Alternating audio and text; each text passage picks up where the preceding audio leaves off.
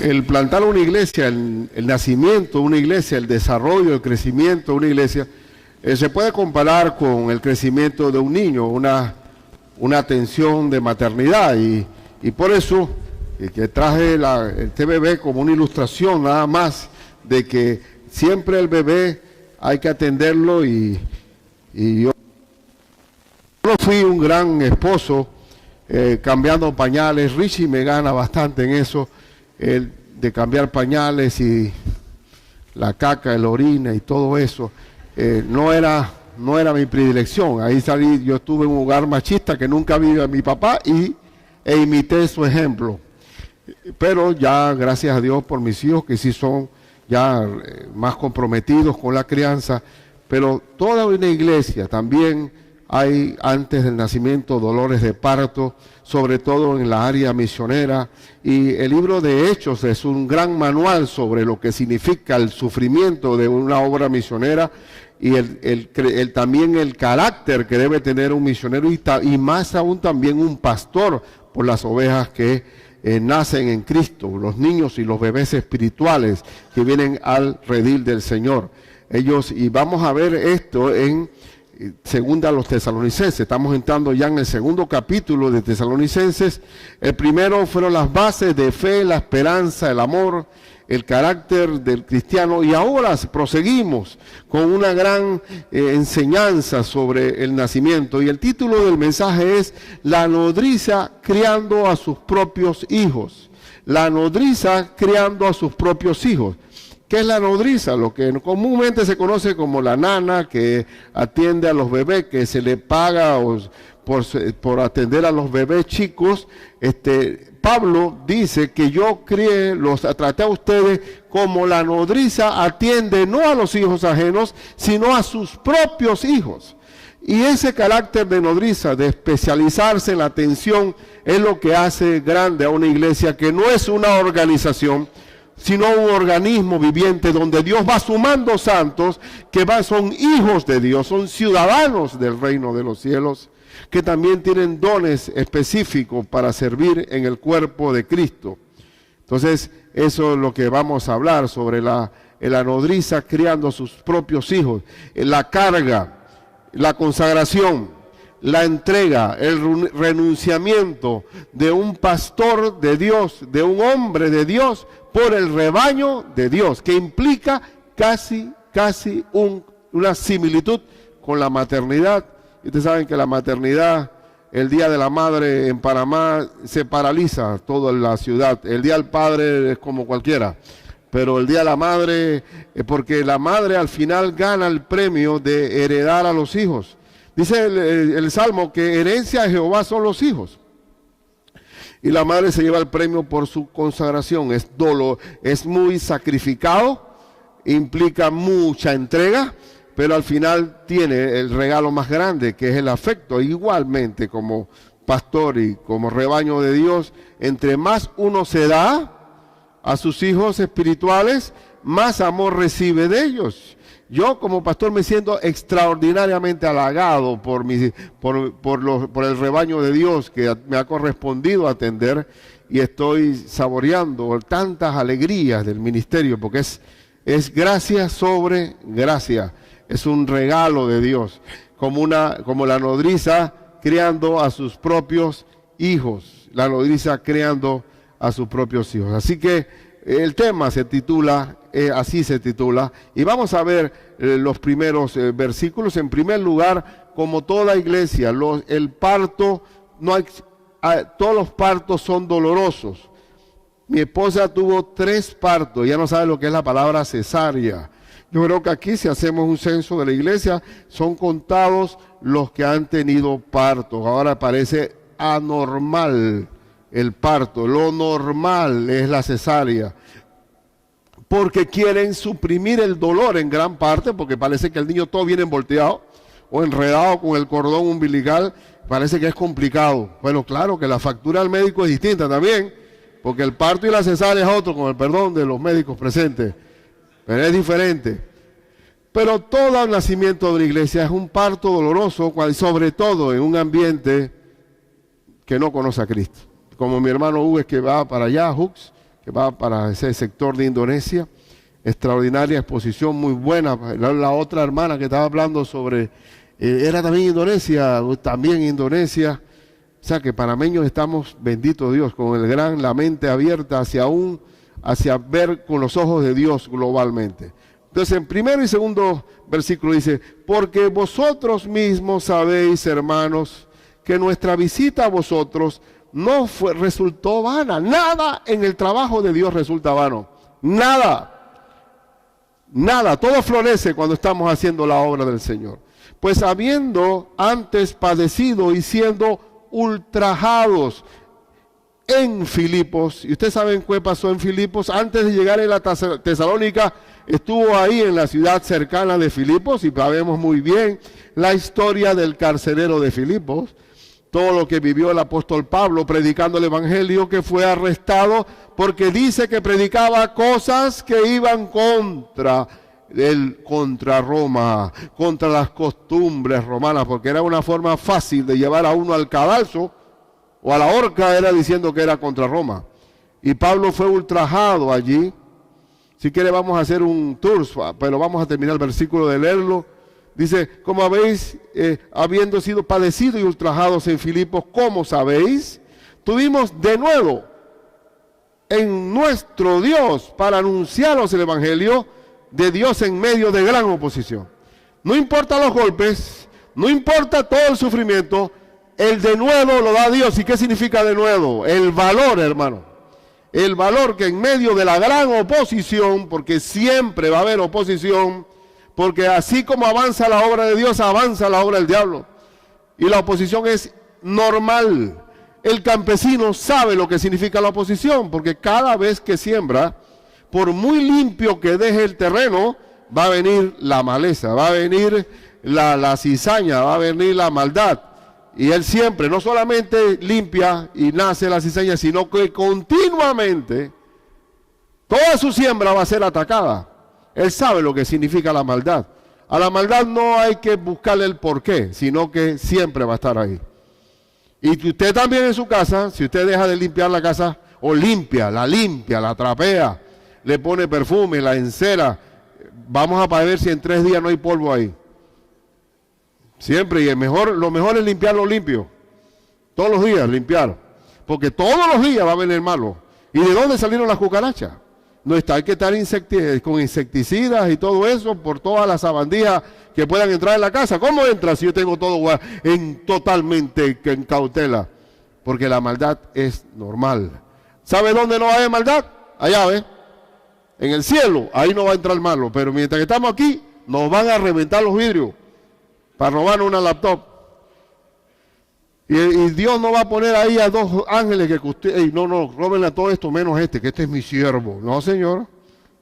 Todavía no hemos llegado al cielo. Estamos en el mundo, y el príncipe de este mundo se llama Satanás. Entonces la oposición es normal, y vamos a hacer un tour, a ver, en Hechos 16, 22, 40, Hechos, que es el gran manual de misiones, está en Hechos 16, versículo 22, dice, y vamos a entrar a la acción enseguida, y se agolpó el pueblo contra ellos, y los magistrados, rasgándoles las ropas, ordenaron azotarles con vara. Después de haberles azotado mucho, y en la Biblia mucho, cuando dice mucha hambre o mucha cosa, o lo que dice mucho es mucho. Acá nosotros nos complacemos con mucho menos, pero el mucho allá es mucho. Los echaron en la cárcel, mandando al carcelero que los guardase con seguridad, el cual, recibido este mandato, los metió en el calabozo de más adentro y les aseguró los pies en el cepo. Pero a medianoche, orando Pablo y Silas, se quejaron uno al otro, diciéndole Silas, ¿por qué me metiste en este lío, Pablo? No, ¿qué hicieron ellos? Cantaban himnos a Dios y los presos los oían. Cuando usted está en la peor de las pruebas, una de las grandes remedios inmediatos espiritualmente para salirse de la candela de la prueba es alabar al Señor. No importa los golpes. Encima que estaban golpeados, estaban en silla de mesa, inmovilizados en el cepo. Y dice, entonces sobrevino de repente un gran terremoto, de tal manera que los cimientos de la cárcel se sacudían y al instante se abrieron todas las puertas y las cadenas de todos se soltaron. Y el Señor actuó inmediatamente, porque uno en la tristeza, en el dolor, en el abatimiento, en los golpes de las pruebas, uno alaba al Señor y el Señor cuando oye eso, inmediatamente actúa. Miren qué increíble, hubo un terremoto más y dice que despertando el carcelero y viendo abiertas las puertas de la cárcel, sacó la espada y se iba a matar pensando que los presos habían huido. Mas Pablo clamó a gran voz diciendo, no te hagas ningún mal, pues todos estamos aquí. Él entonces, pidiendo luz, se precipitó adentro y temblando se postró a los pies de Pablo y de Silas, y sacándole les dijo, señores, ¿qué debo hacer para ser salvo? Ellos dijeron, cree en el Señor Jesucristo y serás salvo tú y tu casa. Y está Pablo comenzando esta obra en Filipos, donde la primera convertida es una vendedora de púrpura, una llamada Lidia, y el segundo miembro de la iglesia es el carcelero.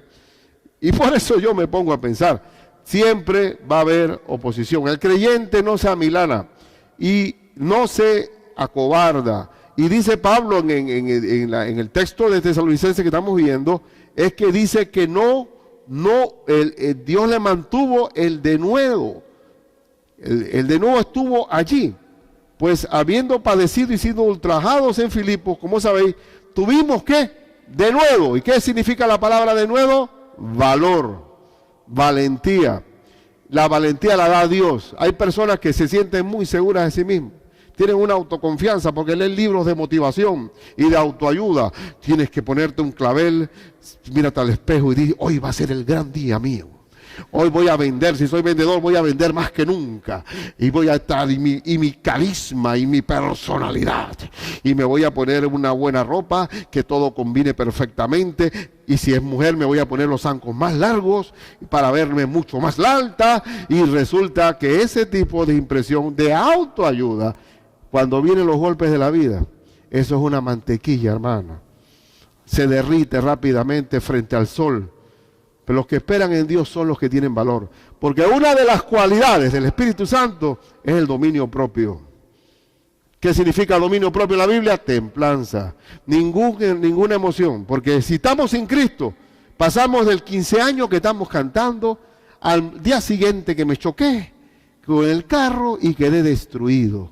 Y bailamos de alegría a tristeza y es una ola y anda en el mar, pero los que esperan en Jehová tendrán nuevas fuerza, correrán y no se cansarán, caminarán y no se fatigarán. Seremos como los jóvenes, dice, ni aún los jóvenes, dice Pablo, porque los jóvenes corren y se cansan, pero los que esperan en Jehová tendrán nuevas fuerzas y levantarán vuelo como las águilas. El apóstol está totalmente con Silas, golpeado, abatido y al día siguiente, porque él después, el carcelero les dice, miren, dicen los alguaciles que se pueden ir para su casa, que ya levantaron los cargos. Digo, no, Señor, que vengan los magistrados aquí a la cárcel y me digan a mí que yo soy ciudadano romano, que en ese tiempo era ser como United States,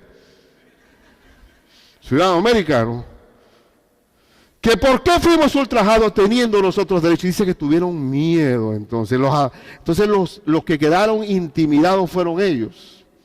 Y siempre digo, cuando estamos los que esperan en Jehová, tendremos nueva fuerza. Y el denuedo lo da Dios.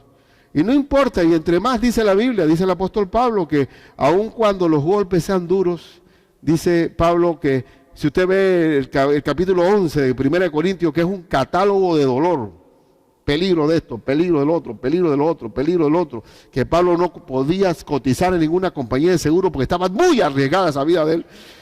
Y encima de eso, Dios permitió que hubiera un aguijón en su carne que lo abofeteaba, un mensajero de Satanás que lo golpeaba. Y dice el Señor, y él dice que oró 3 veces, y el Señor le dijo, no, no y no, porque bástate mi gracia, porque mi poder se perfecciona en tu debilidad. Cuando más débil estás, es cuando mi poder se agiganta en ti. Yo quisiera ser como Pablo, oró 3 veces, nada más yo a veces oro por por una causa 50,000. Y no aprendo a decir no, ¿cuántas veces quiere que te diga? Hay muchos que rechazamos los aguijones, peleamos con los aguijones, no queremos los aguijones. Si tenemos si hay un marido abusivo, que se muera, Señor, no. Que si hay un hijo enfermo, que no, ya está duro, mejor es que que se vaya el problema, que la vida sin estrés. Eso es lo que es mi aspiración, 0 estrés. Eso es la plenitud de la felicidad. Falso. La vida es aprender de la oposición. Y la mejor persona que uno puede tener al lado como un consejero es aquel que ha sido un soldado de muchas batallas. Y de todas me libró el Señor. Esa es la que vale. El versículo, dije 1 y 2, ¿no? Leímos el 1 y leímos el 2. Siempre va a haber oposición. Siempre va a haber oposición. Los dolores de parto en el nacimiento de una iglesia es normal. Esta iglesia, inclusive, cuando comenzó a construirse, se recogieron más de 3,000 firmas aquí, en esta barriada, oponiéndose a la construcción de esta iglesia. Si hubiera sido un mini súper, perfecto. Si es una discoteca, perfecto. Pero una iglesia del Señor. Tú puedes hacer cualquier cosa, pero no hagas una iglesia del Señor, porque se levanta todo. Todo se va contra el Señor. Y siempre digo que si vas a un matrimonio y resulta que hay un hombre que cree en extraterrestres, el otro cree en Feng Shui, el otro cree en horóscopo en todo, en yoga, ¿no? En karmas y todo eso. Pero ya un cristiano, yo creo en Cristo, todos se van contra él. Porque digo, no, yo no soy tan fanático, pero es que y horóscopo, Piscis, Géminis, Escorpión, ¿qué es esa tontería? Eso sí, hay que tener más fe para creer en eso que en Cristo. Los dolores de parto son normales. No existe el de mi hermano que va para allá, para Indonesia, no espere cesárea, espera dolores. Es normal. No espere cesárea. Pero en segundo lugar, así como una iglesia crece en medio de la gran oposición, porque dice una promesa que es cierta del apóstol Pablo a Timoteo: el que quiere vivir piadosamente en Cristo Jesús, padecerá. ¿Es una promesa o no? Persecución. Si tú no quieres ningún tipo de persecución, tú vuélvete tibio. Cuando estás en el mundo eres mundano, cuando estás en la iglesia eres cristiano. Ahí el diablo dice, así me gusta que estés. En ese estado ahí, de vómito, de vomitivo. Te vomitaré de mi boca. Ese es el estado que me gusta. Pero si quieres vivir piadosamente en Cristo Jesús, padecerás persecución. ¿Eso asusta? No, no asusta. ¿Por qué no debe asustarnos la oposición? Porque dijo Cristo clarito. El Señor de las palabras de Cristo dijo, y esta es la condenación. Que el Hijo del Hombre vino a este mundo, que la luz vino a este mundo, y los hombres amaron más las tinieblas que la luz, porque sus obras eran malas.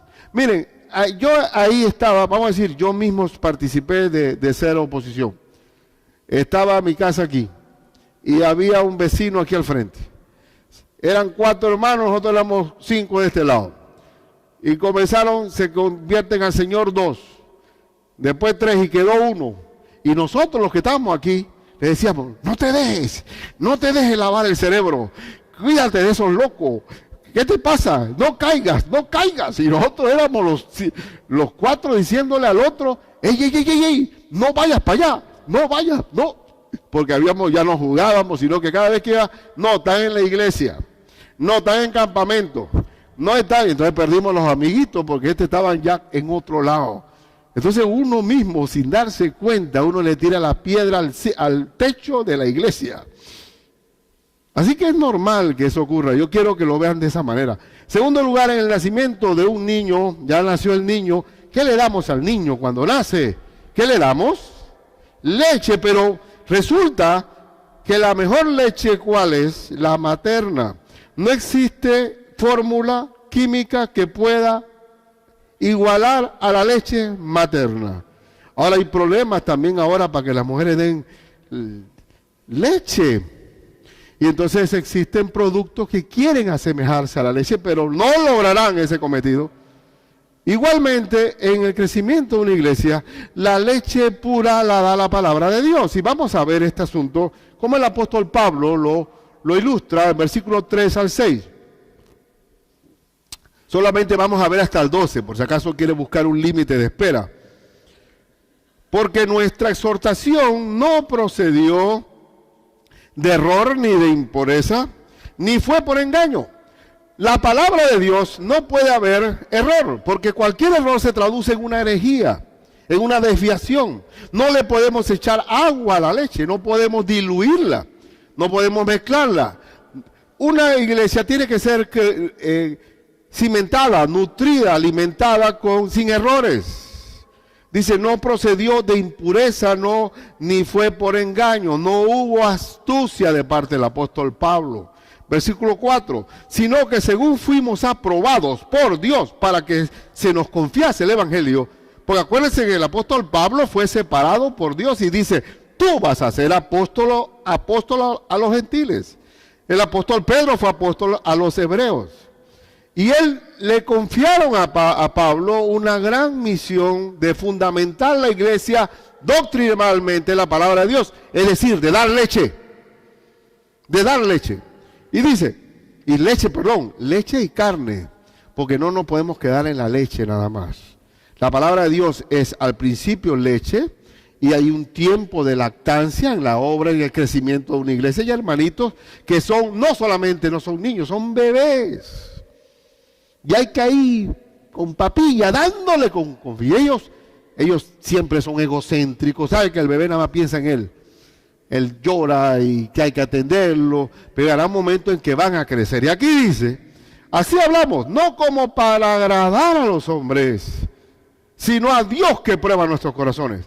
Un buen ministro, un buen predicador, o más bien un pastor, o una nodriza que cuida a sus hijos, debe nutrirlo con la palabra de Dios, no para agradar a los hombres, sino a Dios. La predicación no puede estar comprometida. La predicación tiene que ser exactamente derivada de la palabra, el contenido santo de la palabra de Dios. La escritura es la que da autoridad al predicador.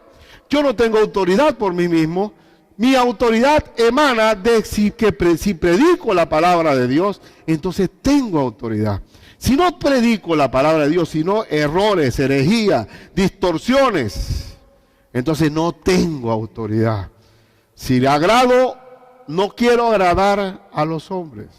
En estos tiempos modernos, por lo menos en los Estados Unidos, mencionar la palabra pecado puede ser muy hiriente, muy directo. No hables de pecado, porque cada uno tiene su estilo de vida, su forma de ver las cosas. Y entonces trata tú de adornar eso para no ofender a la gente, para que no se sientan y no vengan a la iglesia.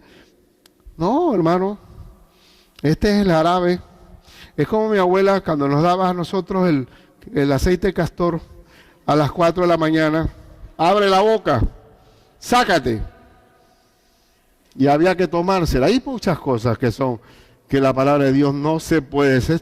Tómatela así como está. Dice que en los postreros días habrá hombres que no sufrirán la sana doctrina, sino que tendrán comezón de oír y apartarán de la verdad del oído y se volverán a las fábulas. Quiero que me hables de Walt Disney, del mundo fantástico de Walt Disney. Yo quiero que me hables de que si soy soltera, quiero marido este año. Si tengo una empresa, quiero que tenga billete este año. Quiero prosperidad. No, Señor. Sin engaño. Sin condicionamientos. Sin predicar lo que quieres oír. Porque siempre Walter Mercado, una vez que para, dice que Géminis le va a ir bien. Que todos tienen. Y si te va mal, y puede ser que te vaya mal, pero si compras este talismán para que chupa todo el efecto negativo que haya, te va a ir bien. Hay engaño. Pero la gente, pero saben que el hombre está buscando remedios fáciles. Pero del apóstol Pablo, usted sabe muy bien, y Dios ha probado mi corazón, que nunca prediqué para agradar a los hombres, sino a Dios. Porque, dice el verso 5, porque nunca usamos de palabras lisonjeras. ¿Qué son palabras lisonjeras? Esto no es leche pura. Se puede predicar con leche adulterada. La lisonja es, que en Panamá sería cepillería, no puede ser adulación, salamero. La lisonja es para quitarte, pero te estoy engañando, estoy suavizando la cosa, estoy dorando la píldora, estoy tratando de sacar de ti. La lisonja la utilizan en todos los ambientes humanos. Si a mí me conviene algo, te voy a lisonjear. Voy a hablarte para agradarte. Dice, nunca usamos palabras lisonjeras, como sabéis, ni encubrimos avaricia. ¿Y qué es encubrir avaricia? Que el verdadero móvil era el amor al dinero. Y la lisonja, o el ganar a la gente a través de agradar a los hombres, proviene solamente con una sola meta, el quitar dinero. El amor al dinero, que es la raíz de todos los males. Dios es testigo. Qué precioso poder uno invocarle a Dios así, ¿no? Dios es mi testigo. Dios es mi testigo. Dice el verso 6, ni buscamos gloria de los hombres. No me interesa que mi nombre sea el que aparezca en las marquesinas o en las luces luminosas. Mi nombre no debe ser sino el nombre de ¿quién? De Jesucristo. Una persona llena del Espíritu Santo glorifica a Cristo. Cristo es el centro, el motor, el dínamo, la mayor gloria, la honra, la alabanza, todo está enfocado a Dios, a Cristo.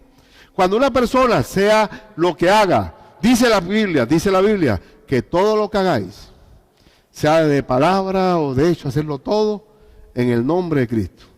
Hacerlo todo para la gloria de Dios. No me interesa ni la gloria de los hombres. Dice, ni la gloria de los hombres. No, como dice el texto, no buscamos,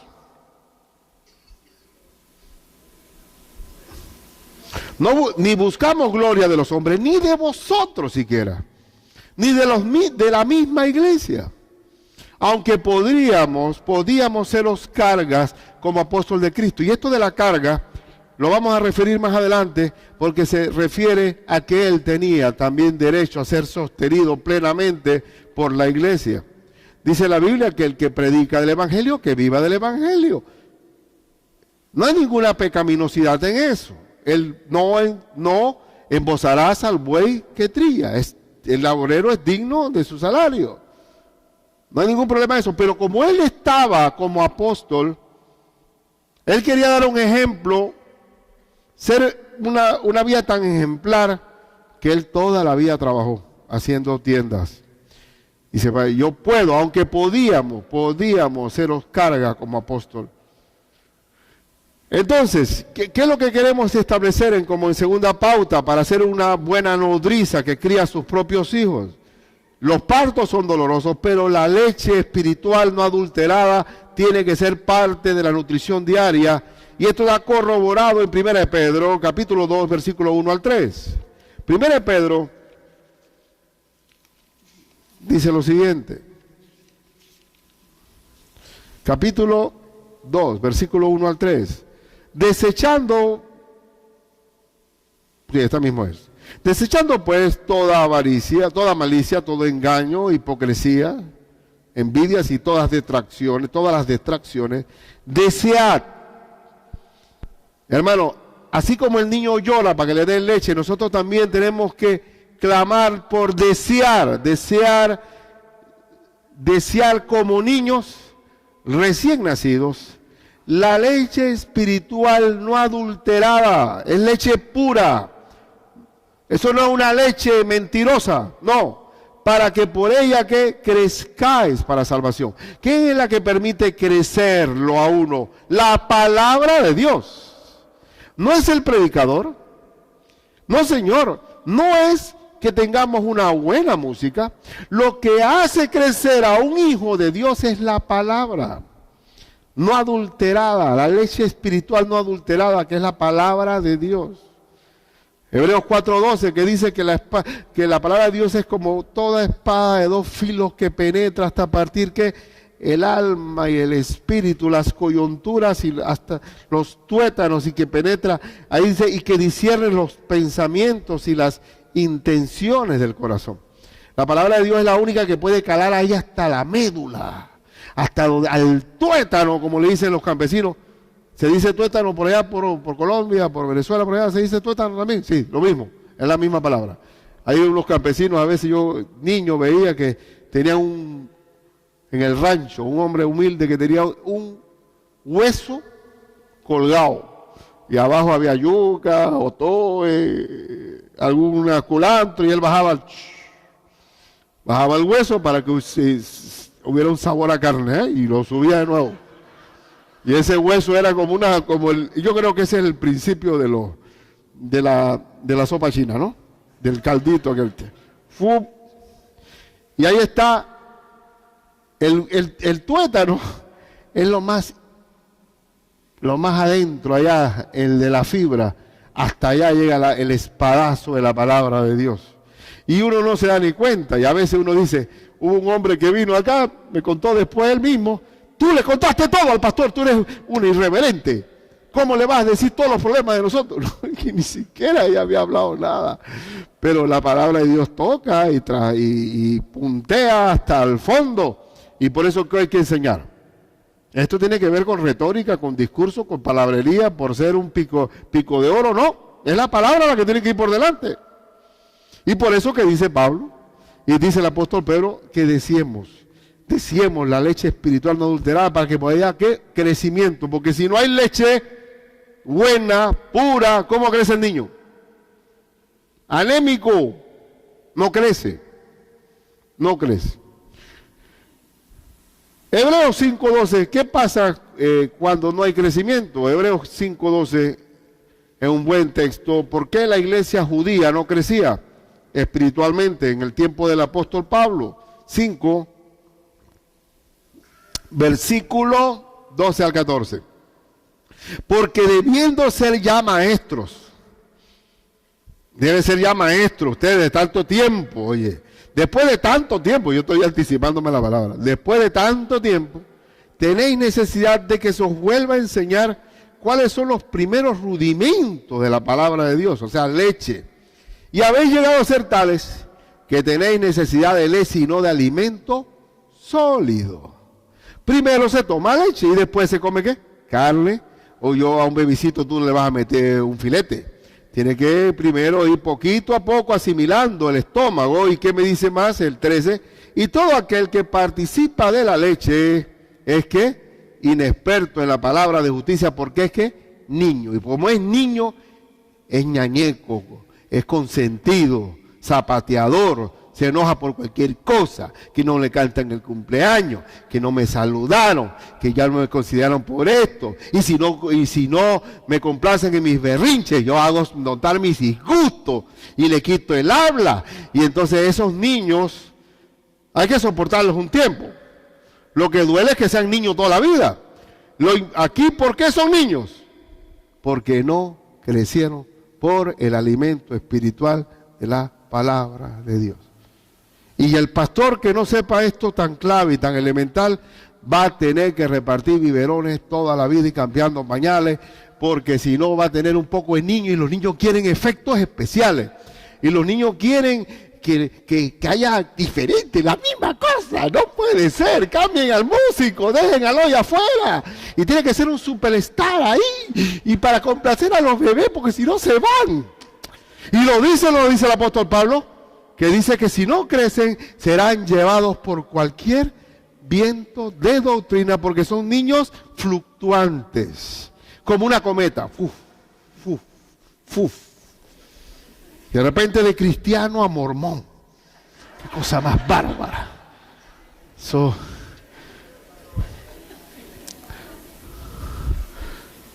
Entonces, hermano, ¿Por qué tenemos el discipulado bíblico en la iglesia? Por un asunto de nutrición. Por ser una nodriza que se preocupa por sus propios hijos. Y pues sencillamente para tener una iglesia donde mutuamente nos apoyemos unos a los otros, porque la iglesia de Cristo es interdependiente.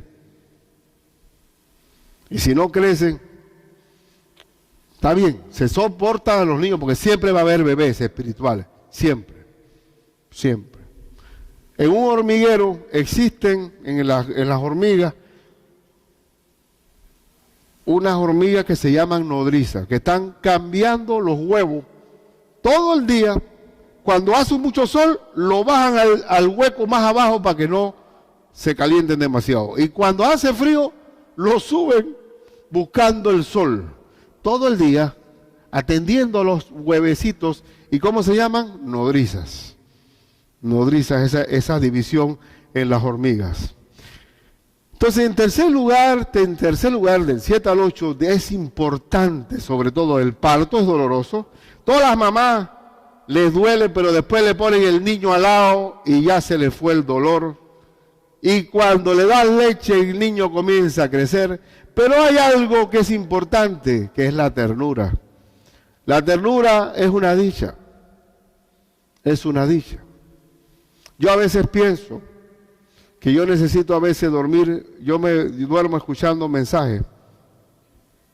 Me tengo que dormir escuchando algo. Si estoy viendo una noticia, a veces no termino y ya estoy dormido. No sé, si comienzo alguna película que veo que tiene interés, no sé cómo termina. Me duermo rápido. Pero yo pienso que me duermo rápido porque mi mamá, dice ella que yo era el primero y era muy llorón. Y como era el primero y era primeriza ella dice que era mecer y cantar. Mecer y cantar. Y yo tengo una hamaca ahí, me meso, y hoy tengo que escuchar a alguien al lado. Porque esa es la práctica, ¿no? Como cosas que se van, una vez las malamañas de uno tienen un porqué, ¿no? Pero lo importante de un apostolado, de una misión, de un pastorado, es la ternura. No puede haber allá un organizador, un gerente empresarial para administrar la iglesia de Cristo. La ternura es importante. Y miren qué palabras más bonitas tiene el apóstol Pablo con relación a la ternura. Versículos 7 y 8. Antes fuimos tiernos entre vosotros, como la nodriza que cuida con ternura a sus propios hijos. La nodriza, de por sí, el trabajo de ella es experta atendiendo niños pequeños. Pero es la nodriza atendiendo a sus propios hijos. La ternura es doble. El verso 8, tan grande es nuestro afecto por vosotros que hubiéramos querido entregaros no solo el Evangelio de Dios, sino también nuestras propias vidas, porque habéis llegado a sernos muy queridos. El lubricante, el aceite sigue siendo el amor. La ternura, el amor es el que hace que todo funcione. Dígame si una mamá preocupada por los hijos no tiene inclusive a veces mucho más rapidez para diagnosticar un problema que cualquier experto. Porque el amor hace que uno no falle. Si uno hace cualquier cosa y la hace con amor, le sale bien. Si usted se pone ahora muy organizadora para quedar bien con la gente, le sale mal. Porque no lo está haciendo por amor a la persona que viene, sino para quedar bien. Cuando uno es tierno y verdaderamente pone el amor en acción, uno es capaz de dar el todo por el todo, como el apóstol Pablo, que decía, otra vez lo leo, que dice que él es tan tierno. Antes fuimos tiernos entre vosotros, como la nodriza que cuida con ternura, y usa todas las palabras, tiernos y ternura, a sus propios hijos. ¿Quién en la Biblia fue nodriza de su propio hijo? ¿Quién? A ver, la mamá de Moisés. La mamá de Moisés fue nodriza de su propio hijo. Vamos a hacer un recorderis, un tour, nos vamos en viaje a Éxodo, y nos vamos unos miles de años atrás, Éxodo 2, versículo 1 al 10, un momento, por favor, que es fantástico. Éxodo capítulo 2.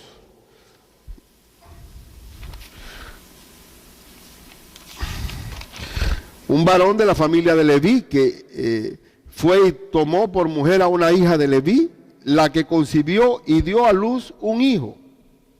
Y viéndole que era hermoso, le tuvo escondido 3 meses. La orden del faraón era matar a todo niño varón.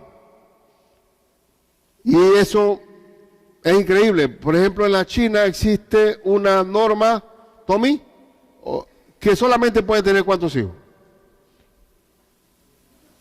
Uno nada más. ¿Qué ha pasado? ¿Puede haber 2, Melissa, si se hace la primera niña? Puede haber 2. Pero uno puede, esto no es fábula. En nuestra historia moderna existe el ejemplo de la China. Pero no pudiendo ocultarle más tiempo, tomó una arquilla de juncos y la calafateó con asfalto y brea. Miren cómo es una madre, se vuelve hasta, ¿cómo se llama esto? Cuando hacen barco,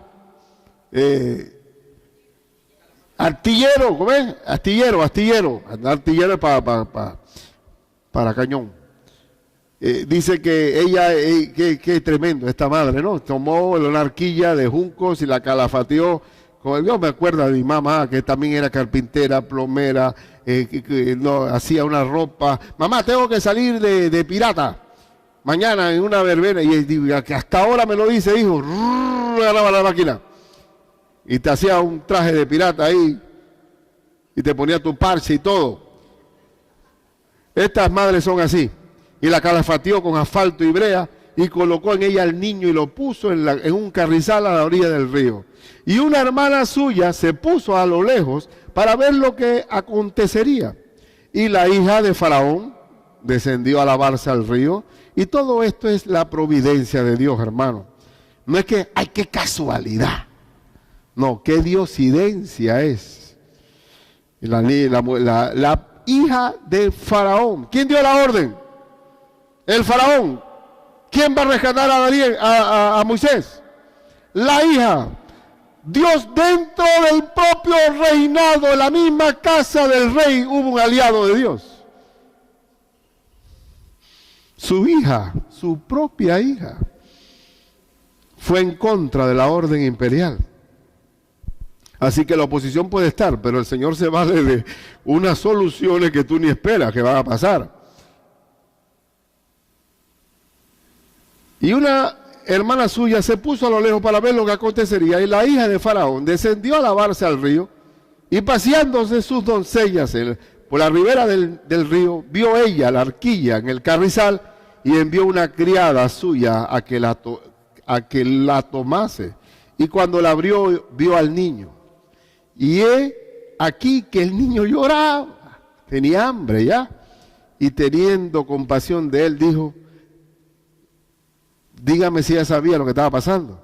De los niños de los hebreos es este. Se fue en contra de su propio padre.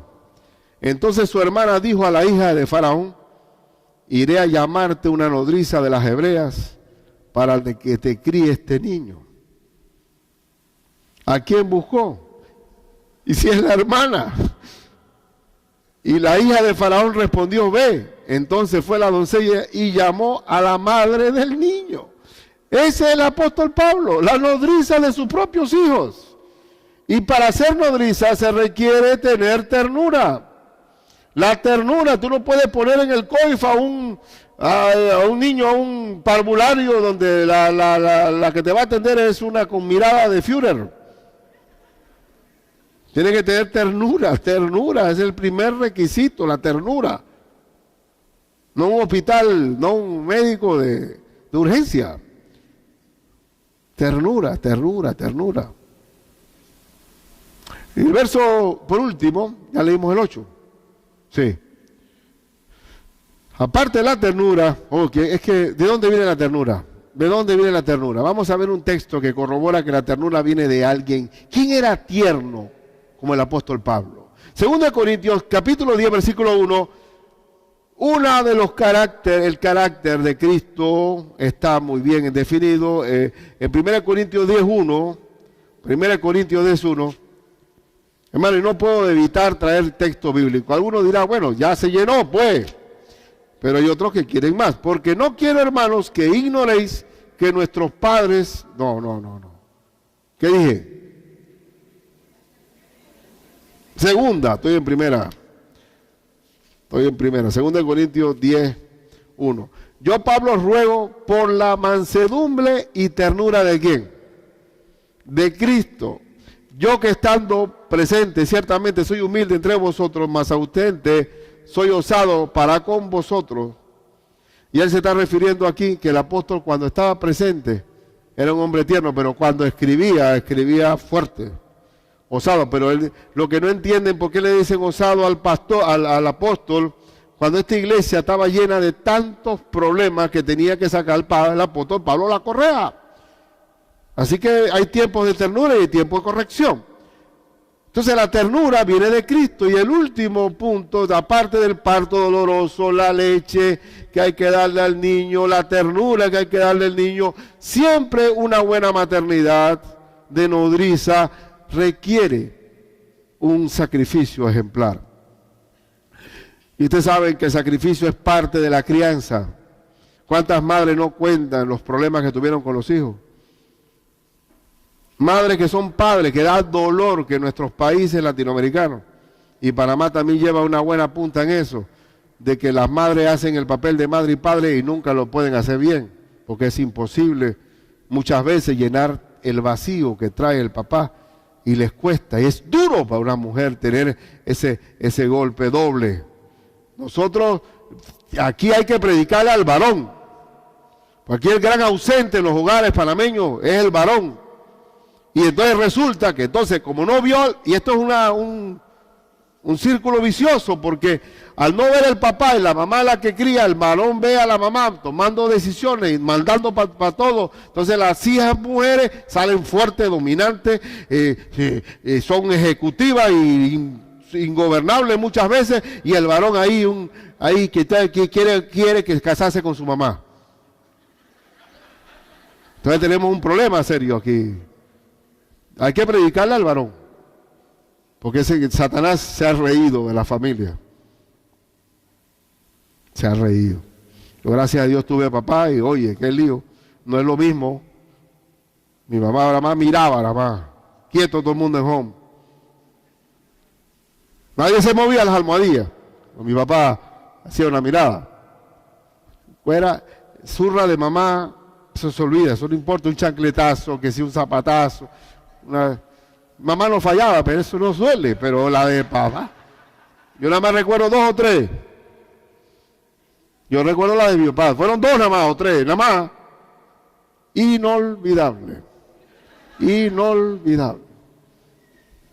Pero yo te digo una cosa, ¿cómo sufre la mujer con el doble rol? Sufre. Es un sacrificio ejemplar.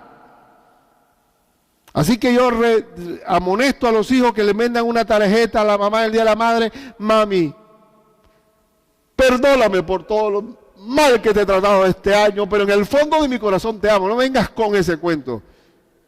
Aprende a respetar y a someterte a tu madre porque está haciéndolo duro. Es un sacrificio duro. Duro. Igualmente en la formación de una iglesia hay que tener un sacrificio ejemplar. Y aquí terminamos el versículo 9 al 12. Porque os acordáis, hermanos, de nuestro trabajo y fatiga. Dígame, ¿cuántas madres nodrizas de sus propios hijos no trabajan duramente? Yo recuerdo bien en mi secundaria había una señora que vendía empanadas. Ella se ponía ahí en los recreos y todas las empanadas las vendía rara. Pero yo no sabía que el hijo era compañero mío del salón. Y el que mejor vestía era él. Pero él no decía que la mamá era la que vendía las empanadas. Pero un día lo casé. ¡Dame mi plata! Se disgustaba y ella orgullosa de ver al hijo con su melena. En ese tiempo era la melena, ¿no? Y su basta ancha y su herbilla grande y su siempre la última moda. Pero no puede haber sacrificio si no hay un ejemplo y también corrección y disciplina. Y aquí estaba viendo a la mamá.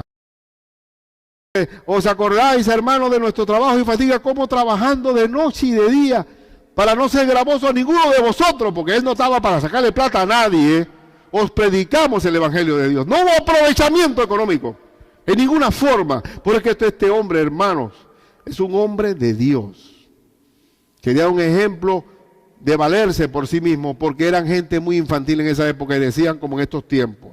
Vamos al 10. Vosotros sois testigos, y Dios también, de cuán santa, justa e irreprensiblemente nos comportamos con vosotros los creyentes.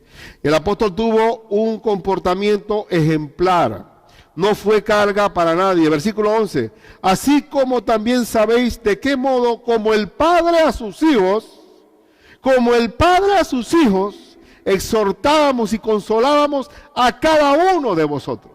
Sacrificio, pero con exhortación, con consolación, con enseñanza, con amonestación. Porque nosotros no tenemos que estar, y ya es la parte de la crianza, es un sacrificio, es cierto que es un sacrificio. Hay que desvelarse por mantener la casa, pero nunca echemos a un lado la gran responsabilidad de orientar a nuestros hijos. Eso no lo va a hacer en la universidad. Tenemos que hacerlo nosotros, hermano. Porque tenemos el dicho por ahí que he escuchado: ay, yo quiero que darle a mis hijos todo, porque yo nunca tuve nada.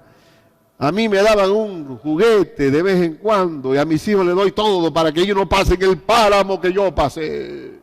Entonces trabaja mujer y trabaja hombre, y al niño de vez en cuando lo ven y él está pero tan contento porque tienen el último juego de video, ahí el plasma grandotote de high definition y tonterías de esas. Pero no hay orientación. Vas a crear un monstruo lo que vas a tener tú como criado, al que no tenga lo que yo no tuve. Si no hay sacrificio, tiene que haber sacrificio, pero no para tener un estatus que es pura apariencia y vanidad, sin saber qué es lo que está entrando por el internet. Por favor, hermano, poco de cosas que no llegan a nada, gente que no tiene, no sé qué tiene en la cabeza, aserrín. Piensa que son por lo que tienen o por lo que aparentan, pero por dentro no hay nada. Nosotros como padres tenemos que tener la responsabilidad de formar a nuestros hijos, hermano. Yo no recuerdo cómo era el color de mis muebles. Yo recuerdo solo los consejos y los regaños de mi papá y de mi mamá. Pero nosotros no, estamos enfocados en lo aparente nada más. Yo estoy contento por mi nieto varón que me dio Richie, gracias a Dios. Los Fernández no se van a extinguir. Somos la mitad del directorio. Pero yo le digo, lo llevo al parque, chiquitito ahí con el coche, así me lo llevo en la tarde. Vamos a subir el surrasurro y bajarlo. Y lo pongo para allá. Yo lo tengo aquí, le digo yo a Richie, a la mamá es un poco más difícil, me digo, dale, quítatelo, vamos a ver si tú me lo quitas a mí. Quítamelo, dile que véngase, dile para ver si se va contigo. Mira para otro lado, mira para el otro lado. ¿Por qué me lo gané y me lo metí al bolsillo? Porque lo estoy atendiendo, punto. Se acabó, si eso no es ninguna ciencia. Eso no es que... Atención. Atención. Y los hijos necesitan tiempo, que tiene que ponerle una nana. Atiéndelo, porque esa no sabe con qué maleantería lo da. Después preguntas, ¿de dónde salió ese chiquillo? Si nunca te vio. Nunca te vio. ¿De dónde salió? Así como los padres a los hijos, los exhortábamos y los consolábamos a cada uno de ustedes. Y os encargábamos que anduviesen como es digno de Dios, que os llamó a su reino y gloria. ¿Cómo educa un ministro, un pastor, un misionero a los que siguen, a los seguidores de Cristo? Como es digno de un hijo de Dios. Así como la mamá que le hace un escáner al hijo cuando va a salir. Mira, peínate por acá, métete la camisa. Y si es hombre, párate como hombre. Y si le hace un escáner al hijo. Nosotros formamos para que ellos sean dignos de Dios. Tal palo, tal astilla. Nosotros tenemos que comportarnos con la dignidad de hijos de Dios, porque lo somos. Y si lo somos, tenemos que asemejarnos a Dios. Y esa es la gran responsabilidad que tenemos. Y solamente un paréntesis para no dejarlo así suelto. Y viene la cena, el Señor se me pasó. Que el apóstol Pablo dice que él dio el ejemplo del trabajo, que él trabajaba de día y de noche para no ser gravoso a nadie. Y usted si lee, cuando veamos segunda de Tesalonicenses, y no me voy a adelantar, él dice, no quiero que anden desordenadamente como algunos, que andan sin hacer, no haciendo nada, entremetiéndose en lo ajeno, y no están trabajando. Y que el que trabaja, el que no trabaja, que tampoco coma. Y él dio el ejemplo con su propio trabajo. Y usted sabe bien como pastor que si aquí están recogiendo sillas o estamos haciendo un trabajo, yo cojo mi trapeador y cojo mi escoba, porque yo no soy el niño lindo de aquí. Porque el que quiere ser primero en el reino de Dios tiene que ser ¿qué? Siervo de todos. Vamos a orar en el nombre de Cristo, porque se nos va el tiempo. Tenía una aplicación, pero ya es demasiado.